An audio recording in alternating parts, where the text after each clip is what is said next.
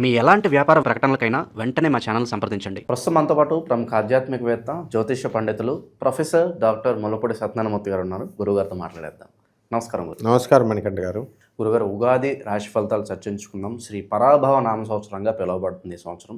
కర్కాటక రాశి వారి పరిస్థితి ఎలా ఉండబోతుంది, ఎటువంటి జాగ్రత్తలు తీసుకోవాలి ఈ సంవత్సరం? ఈ ఉగాది పచ్చడిలో అనేక రకాల ఫ్లేవర్స్ ఉంటాయి. ఏ ఫ్లేవర్ వీళ్ళకి ఎక్కువగా తగులుతుంది అంటారు ఈ సంవత్సరం? మొట్టమొదటిగా మనం ఈ కర్కాటక రాశి సబ్స్క్రైబర్సు, మన ఫాలోయర్సు, ప్రేక్షకులందరికీ కూడా పరాభవనామ సంవత్సర నూతన సంవత్సర శుభాకాంక్షలు, ఉగాది శుభాకాంక్షలు. ఇప్పుడు కర్కాటక రాశి వారికి లాస్ట్ ఇయర్లో నుంచి మనం పోల్చుకుంటే 2025లో విశ్వావసు హెల్ప్ చేసింది, కానీ పనులు కొంచెం లేట్గా అయినాయి. రెండోసారి ప్రయత్నాలు చేయాల్సి వచ్చింది. ఇప్పుడు ఈ యొక్క పరాభవనామ సంవత్సరం అంటేనే ఆ పేరులోనే ఉంది పరాభవం, అవమానం. మరి 60 సంవత్సరాల బ్యాక్ ఇది వచ్చింది. 1966 ఉగాది నుంచి 1967 ఉగాది వరకు ఈ సంవత్సరం జరిగింది.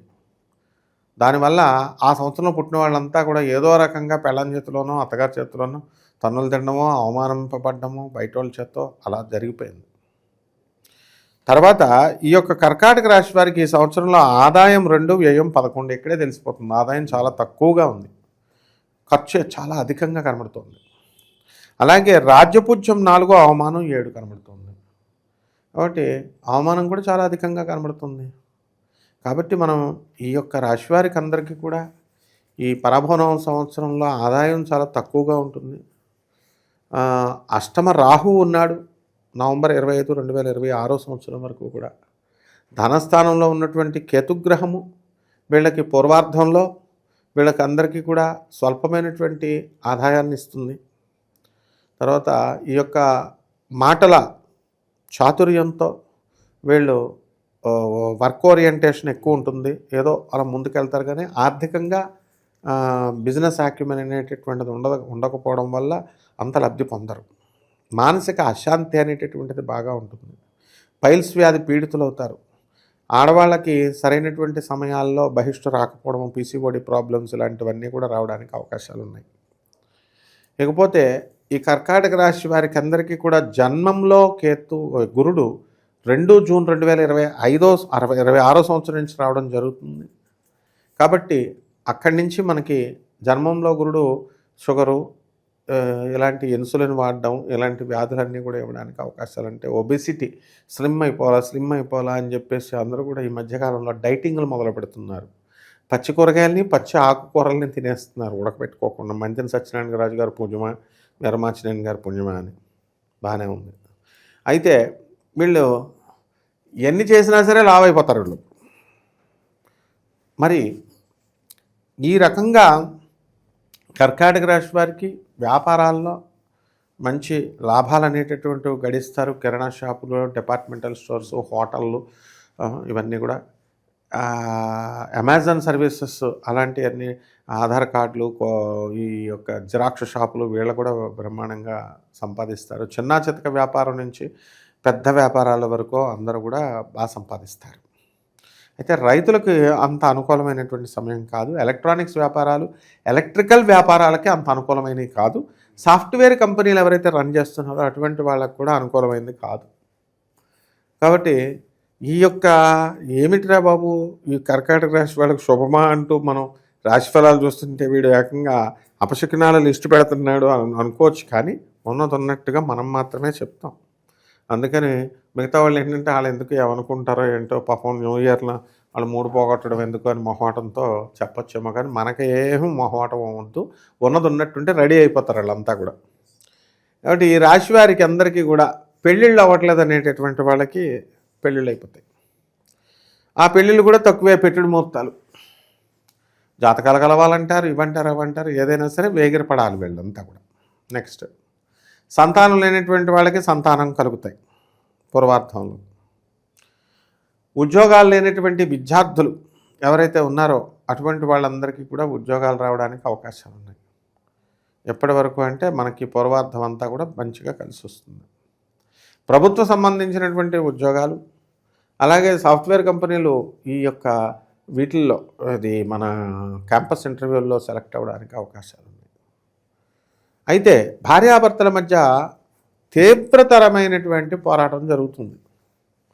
ఒకళ్ళ మీద ఒకళ్ళు అపనిందలు వేసుకోవడం, నిందలు వేసుకోవడం, ఆ తర్వాత వాళ్ళందరూ కూడా కోర్టులకు వెళ్ళిపోవడం, అత్తగారు మామగారు మీద కోపాలతో భార్యలను భర్తలని ఇద్దరు కొట్టుకోవడం, వేధించడం, ఇలాంటివన్నీ కూడా జరుగుతూ ఉంటాయి. చెరువు మీద అలికి ముడ్డి కడుక్కోవడం మానేస్తే ఎవరికి నష్టం? ఆ విధంగా వీళ్ళందరూ కూడా అత్తగారి మీద మామగారి మీద కోపంతో పెళ్ళాన్ని వదిలేస్తే వీడికే లాస్. ఆ విషయం అర్థం చేసుకోవాలి. విదేశాలకు వెళ్ళాలనుకున్న వాళ్ళ పరిస్థితి ఏంటి గురువుగారు? ట్రంప్ ఉన్నాడు కదా వీళ్ళందరికీ కూడా మొగుడు. కాబట్టి విదేశాలకు వెళ్ళాలనుకునేటటువంటి వాళ్ళకి ట్రంప్ ఎన్నో ఆంక్షలు పెట్టినా కూడా కర్కాటక రాశి వాళ్ళు విదేశాలకు వెళ్ళడానికి అవకాశాలు ఉంటాయి. అలాగే కొత్త కొత్త ఉద్యోగాల్లో ప్రైవేట్ ఉద్యోగస్తులు కూడా ఫారెన్ వెళ్ళాలని ఆశించే వాళ్ళు చాలామంది ఉన్నారు. అటువంటి వాళ్ళు కూడా వీళ్ళకి అవకాశాలన్నీ కూడా సద్వినియోగపరుచుకుంటారు. గవర్నమెంట్ నుంచి ప్రాబ్లమ్స్ వస్తాయి, వీసా ప్రాబ్లమ్స్ అవన్నీ కూడా అంత స్టాంపింగ్ అంత ఈజీ కాదు, బట్ స్టిల్ దెన్ వెళ్ళగలుగుతారు చాలామంది. అలాగే విదేశాల్లో విద్యార్థులు ఎవరైతే చదువుతున్నారో అటువంటి వాళ్ళందరూ కూడా ఉద్యోగాల్లో కాస్త ఊడిపోవడానికి అవకాశాలు ఉన్నాయి వీళ్ళకి, అండ్ లే ఆఫ్ల వల్ల. అలాగే విద్యార్థులకి వర్క్ పర్మిట్లు ఇవన్నీ కూడా తక్కువగా ఉండడం, విదేశాల్లో ఉద్యోగాలు చాలామందికి తక్కువగా వస్తున్నాయి, రావడం లేదు. ఈ కర్కాటక రాశి వాళ్ళ పరిస్థితి కూడా అంతే. అయితే వీళ్ళందరికీ కూడా పూర్వార్ధంలో రాదు, కానీ నెక్స్ట్ ఉత్తరార్ధంలో అంటే మళ్ళీ సెప్టెంబర్ 19 నుంచి 2026 సంవత్సరం నుంచి రెండో ఫేజ్లో వీళ్ళకి ఉద్యోగాలు రావడానికి అవకాశాలు ఉన్నాయి. అలాగే కోల్డ్ స్టోరేజ్ వ్యాపారాలు, ఈ యొక్క వ్యవసాయము, ఫర్టిలైజర్స్, ఎరువులు ఇలాంటి బిజినెస్లు చేస్తున్నటువంటి వాళ్ళు కూడా వాళ్ళు సక్సెస్ఫుల్గా ముందుకు వెళ్ళడానికి అవకాశాలు ఉన్నాయి. వీళ్ళకి టర్నింగ్ పాయింట్ అంటే ఏం చెప్తారు గురుగారు ఏ సంవత్సరంలో? కర్కాటక రాశి వాళ్ళకి టర్నింగ్ పాయింట్ ఏమిటంటే వీళ్ళ కేసు కోర్టు మీద బెంచ్ మీదకి రావడమే టర్నింగ్ పాయింట్. ఎందుకంటే ఎన్నో సంవత్సరాలుగా వీళ్ళు కొట్టుకుంటున్నారు. లాయర్లకి 1,50,000 2 లక్షలు ఇచ్చేసిన ఆడపిల్లలు కూడా ఉన్నారు. 30,000 కేసుకి దొరికిందే ఛాన్స్ అని లాయర్లు కూడా దొబ్బేసిన వాళ్ళు ఉన్నారు. మరి వీళ్ళు ప్రొఫెషనల్స్ కాదనమాట. ఇటువంటి ఇలా డబ్బులు దొబ్బేసేవాళ్ళు they are not professional lawyers. మా గురువుగారు పద్మనాభరెడ్డి గారు ఉండేవారు. ఎంత పెద్ద కాంప్లికేటెడ్ కేసు అయినా తక్కువ fees, and he is the only person who was offered a chair, a chamber in the court, high court ప్రెమిసెస్లో. ఇప్పుడు అందరికీ వస్తున్నాయి, అప్పుడు ఆయనకు అంత గౌరవించారు. జడ్జెస్ కూడా ఆయన్ని చీఫ్ జస్టిస్ పోస్ట్ వస్తే వదిలేసుకున్నారు. సుప్రీంకోర్టు జడ్జెస్, హైకోర్టు జడ్జెస్ కూడా మా గురువుగారు పద్మనాభరెడ్డి గారిని అడిగేవారు సలహాలు జడ్జిమెంట్స్ విషయాల్లో ఇలా ఇచ్చేటప్పుడు. అలా తెచ్చుకోవాలి పేరు. అలాంటి వాళ్ళు వీళ్ళకి దొరకరు. ఈ కర్కాటక రాశి వాళ్ళకి అందరికి కూడా డూప్లికేట్ లాయర్లు, డబ్బులు తినేసే లాయర్ల చేతిలో పడిపోయి మోసపోతారు. అవి బెంచ్ మీదకి రావు. అవి ఇప్పుడు బెంచ్ మీదకి పూర్వార్ధంలో కానీ ఉత్తరార్ధంలో వస్తాయి. అదే గోల్డెన్ పాయింట్ వీళ్ళకి. భర్తల నుంచి విడాకులు వస్తాయి కొంతమందికి, వీళ్ళే కోరుకున్నారు కాబట్టి అది టర్నింగ్ పాయింట్. కెరీర్ విషయంలో అసలు డౌట్ లేదు. ఉద్యోగాల్లో వీళ్ళకి మంచి ప్రమోషన్స్ రావడము, ఉద్యోగాల్లో వీళ్ళు కోరుకున్న చోట్లకి జాబులు లేనటువంటి వాళ్ళకి కొంతమందికి మెరిట్ స్టూడెంట్స్కి జాబులు రావడము అనేది జరుగుతాయి. ఇది కూడా టర్నింగ్ పాయింట్. సో ఇవన్నీ ఎప్పుడు జరుగుతాయండి అంటే మనకి నవంబర్ 25, 2026 సంవత్సరం తర్వాత జరగడం అనేటటువంటి జరుగుతాయి. ద్వితీయార్థంలో టర్నింగ్ పాయింట్ ఉంటుంది. టర్నింగ్ పాయింట్ రాహుకేతువులు మార్పు ఉంది కాబట్టి వీళ్ళందరికీ కూడా పెళ్లి చూపులకు వెళ్తారు. పెళ్లి చూపులకి ఫస్ట్ టైం పెళ్లి చూపులకు వెళ్ళినప్పుడు మదర్, ఫాదర్ అండ్ పెళ్లి కూతురు ఫ్లైట్లో వెళ్తారు. Vijayawada, go to Vijayawada. Hotel వీళ్ళు మీటింగ్ పాయింట్. వాడు వస్తాడు హోటల్లో, 25,000 అయిపోద్ది, ఒప్పుకోరు. మళ్ళీ 2 times, second time, third time, మూడోసారి కాళ్ళు అవుతాయి. నువ్వేళ్ళు చేసేసుకోమ్మా, చూసేసుకో అంటారు. ఆ విధంగా కర్కాటక రాశి వాళ్ళకి మూడవ ప్రయత్నంలో, రెండవ ప్రయత్నాల్లో వివాహాలు జరగడానికి అవకాశాలు ఉన్నాయి. కాబట్టి బిల్డప్లు ఇచ్చి వీళ్ళ ఫ్లైట్లలో గీట్లలో వెళ్ళి పెళ్లి చూపులు ఇవన్నీ చేస్తే కనుక ధన నష్టం జరుగుతుంది. లేకపోతే రెండవది ఇంకొక కేటగిరీ ఉన్నారు. శుక్రమూఢం ఉందమ్మా మనకి ఎప్పటి వరకు, ఫిబ్రవరి 17 తారీఖు వరకు ఉంది 2026 సంవత్సరంలో. శాస్త్రాలు ఘోషిస్తున్నాయని చెప్తే అబ్బాయి లేదండి, అక్కడ అమ్మాయి రమ్మంటుందండి మా అబ్బాయిని. ఫారెన్లో, ఇద్దరు ఫారెన్లో ఉన్నారండి, వేరే స్టేట్లో, వాడు వేరే స్టేట్లో, ఈమె యుఎస్ఏలోనే అని చెప్పేసి వద్దమ్మా అంటే అబ్బాయి పిలిచేస్తున్నారండి అని బిల్డప్ ఇచ్చేస్తారు. వెళ్తారు. ఆ అమ్మాయి చూసిన తర్వాత రెండో రోజు ఫోన్ ఎత్తాడు వాడిది చూసుకొని. ఈ డబ్బులు అనవసరంగా ఖర్చు అయిపోయినాయండి గురుగారు అంటే, శుక్రుడు బలహీనంగా ఉన్నప్పుడు చేసుకోకూడదు.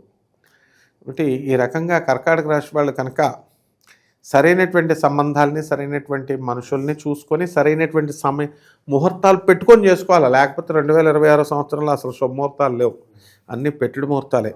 కాబట్టి ఈ రకంగా చేసుకుంటే ఈ కర్కాటక రాశి వాళ్ళకి బాగుంటుంది.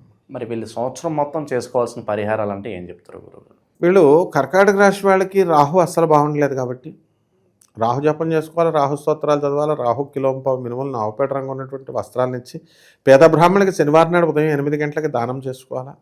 దశ మహావిద్యల్లో ఒకటైనటువంటి బగలాముఖి అమ్మవారి యొక్క హోమాన్ని వీళ్ళు చక్కగా చేసుకోవాలా. ఆ తర్వాత ఈ యొక్క మనకి రావి చెట్టు ఉంటుంది, రావి చెట్టు చుట్టూ నీళ్లు పోస్తూ శనివారం నాడు రావి చెట్టుకి ప్రదక్షిణాలు చేసుకోవాలి. ఓం రాహవే నమః అంటూ చేసుకుంటే బ్రహ్మాండంగా ఉంటుంది. ముఖ్యంగా ఏంటంటే వీళ్ళు తల్లిదండ్రులను ఎలాగో ఎదిరిస్తారు, మొత్తం అన్ని 12 రాసుల వాళ్ళను గురువులను ఎదిరించకూడదు. గురువులను ఎదిరించడం వల్ల వీళ్ళకి ఏమవుతుందంటే గురు దోషాలు అనేటటువంటివి వస్తాయి. అండ్ లైఫ్ లాంగ్ పెళ్ళిళ్ళు కావు, పెళ్ళిళ్ళు అయినా కూడా అవి పెటాకులు అయిపోతాయి. ఇది తెలియక చాలామంది వాళ్ళు గురువులనితో ఎదిరించి మాట్లాడడం ఫ్యాషన్ అనుకుంటారు. సో ఇలాగా ఈ యొక్క గురువు చరిత్ర చదువుకోవడం, గురువుని గౌరవించడం ఇలాంటివి చేస్తే బ్రహ్మాండంగా ఉంటుంది. చాలా మంచి విశ్లేషణ అందించారు గురుగారు. ధన్యవాదాలు. ధన్యవాదాలు.